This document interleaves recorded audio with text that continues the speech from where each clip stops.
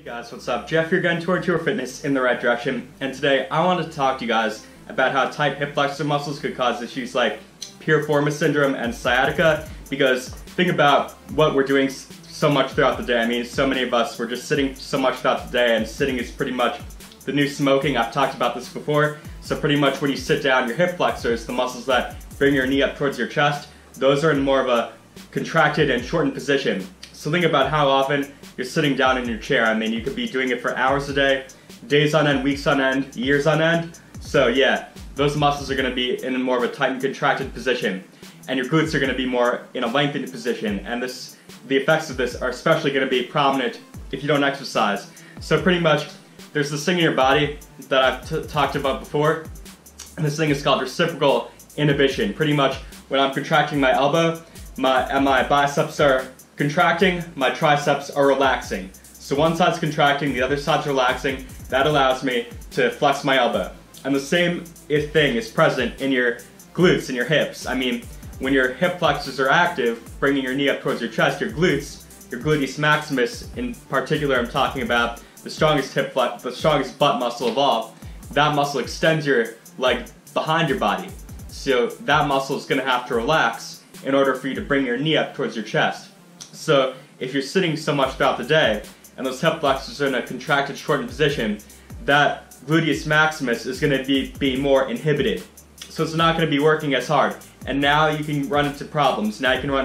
Because, I mean, if one muscle's not working as hard as it could be, other muscles are going to have to be picking up the slack. So one muscle in particular that's going to have to pick up some slack is a hamstring muscle called the biceps femoris.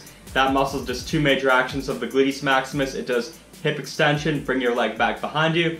It also does hip external rotation, or rotates your leg out.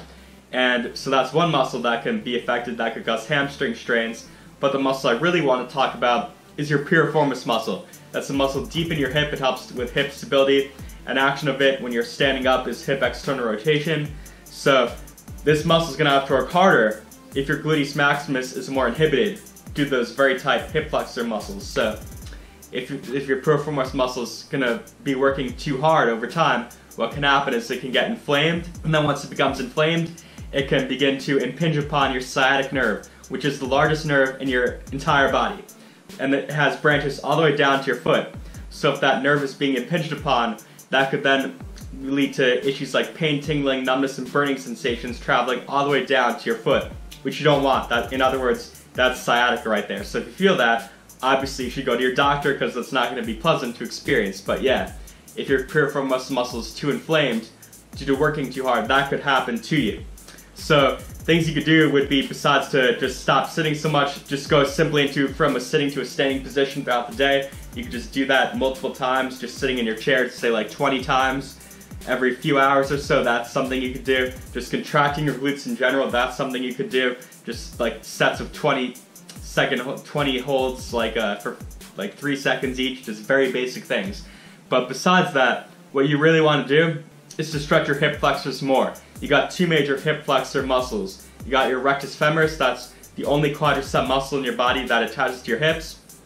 And you also got your Iliopsoas, your strongest hip flexor muscle of all. So to stretch your rectus femoris, what you do, you stand up straight, you hold on to something with one hand. With your other hand, you bring your ankle behind you on the side you're stretching. Make sure your knee is pointed straight down towards the ground. You're not bending forward. Contract your abs while you're doing this. Bring that ankle behind you and hold that stretch for 30 seconds. Do it twice on each side. That's going to stretch your rectus femoris. To stretch your iliopsoas, you simply kneel on the ground. You can hold on to something. I'll show a picture. And then you just lean forward while you contract your abs. You go forward. You don't lean forward, you just go forward.